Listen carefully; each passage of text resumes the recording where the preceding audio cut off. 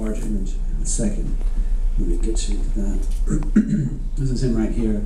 I actually found that photograph in the basement of the Colored Orphanage Asylum, as it was called, basically the only black orphanage in North Carolina.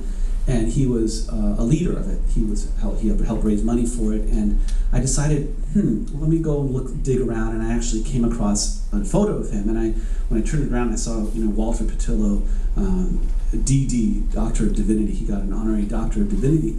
And I stopped breathing because I was like, it's so seldom that you actually get images of some of these grassroots leaders in the time. And of course, Frederick Douglass, you have images, but not a Walter Petillo. So I was really sort of taken aback. And so I started to piece together a history that was basically showing that there was a parallel movement, if you will, to the much better known populist movement that many people have heard about in American history textbooks, a farmers' movement in the South and also in the West. But what I started to see was that black people came into and started working with white independence from their own perspective, out of a legacy of slavery, out of the church organizations, out of the union organizing, and the work of associations like the Colored Farmers Alliance. And it became clear a couple of years into the research that there was something here that was new and different. And I went to interview Herbert Aptheker. I don't know if that name rings a bell for some folks. He had written an important book on black slave revolts.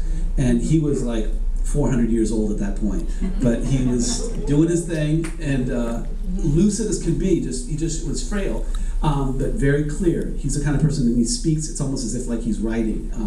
And he gave me one piece of advice. He says, what you're doing I think is important, because he had mentioned this organization in an interview, which is how I first learned about it, and that's why I wanted to pursue it. So I went to the source and I went to him and I said, tell me what you know about it, and I wanted to talk to you about it. So he said, whatever you do, document it as carefully as possible, because people are going to commit, scholars, not people on the street necessarily, people as scholars will come after you and try to debunk what you're trying to say, because it is new, it's different.